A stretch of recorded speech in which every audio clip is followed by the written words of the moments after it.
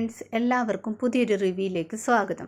ഇന്നത്തെ നമ്മുടെ കഥയിൽ ലക്ഷ്മിയമ്മയാണെങ്കിൽ അനുക്കുട്ടിയെ നോക്കുകയാണ്. അനുക്കുട്ടിയെ നോക്കിയിട്ട് മനസ്സിൽ വിചാരിക്കുകയാണ്, നന്ദൻ്റെയും സംഗീതയുടെയും ഒരു ചായയും ഇവൾക്കില്ലല്ലോ. നീലിമ പറഞ്ഞ പോലെ ഞാൻ ചതിക്കപ്പെട്ടതാണോ ഇവളെ മരുമകളാക്കിയിട്ടെന്നൊക്കെ വിചാരിക്കുന്നു. ലക്ഷ്മിയമ്മ വിചാരിക്കുകയാണ്, വൈഗ ഇവിടെ വന്നപ്പോൾ തൊട്ട് ഈ വീട്ടിലാണെങ്കിൽ ഒരു മൂകതയുമുണ്ട്, എന്തായാലും സംശയിക്കണമെന്നൊക്കെ വിചാരിക്കുകയാണ്. പിന്നീട് കാണിക്കുന്നത് കൈലാസമാണ്. കൈലാസത്തിലാണെങ്കിൽ അച്ചുവിനെ വിളിച്ച് ബഹളം വെക്കുകയാണ്. പ്രവീണ് ബെഡ് കോഫി വേണമെന്ന് പറഞ്ഞ് ബഹളം വെക്കുന്നു. അച്ചുവിനാണെങ്കിൽ അടുക്കളയിൽ നിന്നിട്ട് അത് ഇഷ്ടപ്പെടുന്നില്ല. അച്ചു വിചാരിക്കുകയാണ്, ഇവനാണെങ്കിൽ ഒരു പണിക്കും പോകുന്നില്ല, എന്നിട്ട് ബെഡ് കോഫിയും വേണം, ഇവൻ അടുക്കളയിൽ വന്ന് സഹായിച്ചാൽ എന്താണെന്ന് വിചാരിക്കുന്നു. അച്ചുവാണെങ്കിൽ ഒരു ഗ്ലാസ്സിലാണെങ്കിൽ ചൂടുവെള്ളവുമായിട്ട് പോയിട്ട് പ്രവീണിൻ്റെ കാലിൽ പോയി ചൂട് വെക്കുകയാണ്. പ്രവീൺ അപ്പോൾ ചോദിക്കുന്നുണ്ട്, നിനക്കെന്താ പ്രാന്തായോ എന്ന്. അച്ചു അപ്പോൾ പറയണം, എനിക്കാണെങ്കിൽ ഒരുപാട് ജോലിയുണ്ട്, അടുക്കളയിൽ കോഫിയൊക്കെ വേണമെങ്കിൽ അടുക്കളയിൽ വന്ന് എടുക്കണമെന്നൊക്കെ പറയുകയാണ്. പ്രവീൺ അപ്പോൾ ചോദിക്കുകയാണ്, ഇപ്പം ചൂട് വെച്ചല്ലോ, ആ കോഫി ഇങ്ങ് തരാനെന്ന്. അപ്പോൾ അച്ചു പറയാണ്, അത് കോഫിയല്ല ചൂടുവെള്ളമാണ്, എൻ്റെ കൂടെ മര്യാദയ്ക്ക് വന്നില്ലെങ്കിൽ ഞാനത് തലയിലെടുത്തൊഴിക്കുമെന്ന് പറയുന്നു. അച്ചുവാണെങ്കിൽ ഞാൻ പറഞ്ഞതുപോലെ ചെയ്യുമെന്ന് പറയുന്നു. പ്രവീൺ ആണെങ്കിൽ വേറെ വഴിയില്ലാതെ അച്ചുവിൻ്റെ കൂടെ അടുക്കളയിൽ ചെല്ലുകയാണ്. അച്ചുവാണെങ്കിൽ പ്രവീണിനോട് ദോശ ഉണ്ടാക്കാൻ പറയുന്നു. എന്നിട്ട് ദോശ ഉണ്ടാക്കാനൊക്കെ പഠിപ്പിക്കുകയാണ്.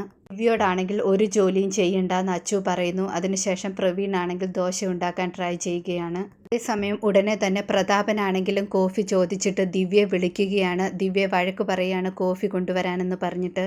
അച്ചു അപ്പോൾ പറയുന്നുണ്ട്, നീ ഇപ്പോൾ കോഫിയൊന്നും കൊടുക്കണ്ട, കുറച്ച് ചൂടുവെള്ളം പോയി ദേഹത്തൊഴിച്ചാൽ മതിയെന്ന്. പക്ഷേ ദിവ്യയ്ക്കാണെങ്കിൽ അതൊക്കെ പേടിയാണെന്ന് പറയുന്നു. അച്ചു അപ്പോൾ പറയണം, നീ ഒന്നുകൊണ്ടും പേടിക്കേണ്ട, ഞാനും നിൻ്റെ കൂടെ വരാമെന്ന് പറയുന്നു. അച്ചു ആണെങ്കിൽ ദിവ്യയുടെ കൂടെ ചെല്ലുകയാണ്.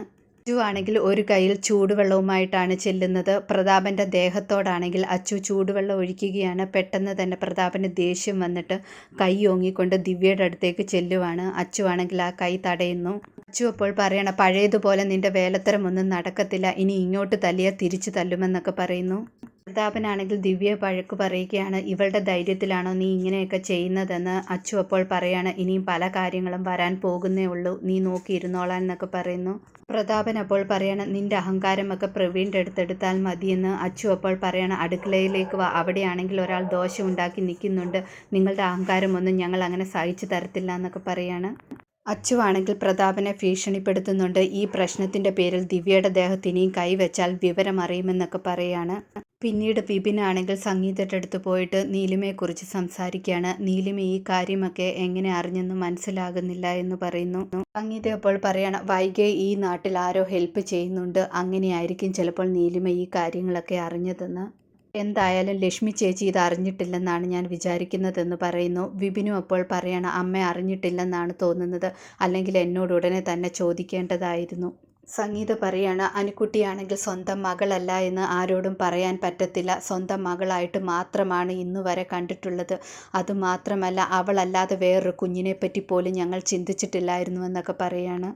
വീട് കാണിക്കുന്നത് ലക്ഷ്മിയമ്മയാണ്. ലക്ഷ്മിയമ്മ വിഷമിച്ചിരിക്കുന്നത് കണ്ടിട്ട് അനുക്കുട്ടി ചോദിക്കുന്നുണ്ട്, എന്തു പറ്റി, എന്താണ് കാര്യം, നീലിമ വന്നതിൽ പിന്നെ ഇവിടെ എന്തോ വിഷമമുണ്ടല്ലോ അമ്മയ്ക്കെന്ന് പറയുന്നു. ലക്ഷ്മിയമ്മ അപ്പോൾ പറയണം, ഇനി ഇതിൽ കൂടുതൽ എന്ത് പറ്റാനാണ്, നീ എന്തിനാണ് നീലിമയോട് മോശമായിട്ടൊക്കെ പെരുമാറിയെന്ന് ചോദിക്കുകയാണ്.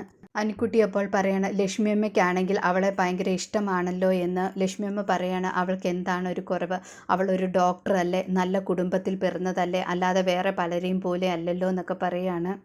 അനുക്കുട്ടി അപ്പോൾ പറയാണ്, അവളാണെങ്കിൽ എൻ്റെ മുന്നിൽ ഒന്നുമല്ല, അവളാണെങ്കിൽ ഇങ്ങോട്ട് വരാൻ തന്നെ കാരണം ലക്ഷ്മിയമ്മ ഉള്ളത് കൊണ്ടാണ്, അല്ലെങ്കിൽ വരില്ലായിരുന്നു. ലക്ഷ്മിയമ്മ അപ്പോൾ പറയാണ്, അവൾ വന്നത് നിൻ്റെ കുഞ്ഞിനെ കാണാൻ വേണ്ടിയാണ്, അല്ലാതെ വേറൊന്നിനും വേണ്ടിയല്ല, അതുമാത്രമല്ല ഇവിടെ വേറൊരാൾ കൂടെ വന്നായിരുന്നല്ലോ, വൈഗ, അവർ വന്നത് പക്ഷേ കുഞ്ഞിനെ കാണാൻ വേണ്ടിയല്ലല്ലോ, നിന്നെ കാണാൻ വേണ്ടിയല്ലേ എന്ന് ചോദിക്കുകയാണ്. ഇതോടെ ഇന്നത്തെ കഥ അവസാനിക്കുന്നു. പുതിയ കഥയുമായി വീണ്ടും കാണാം. താങ്ക്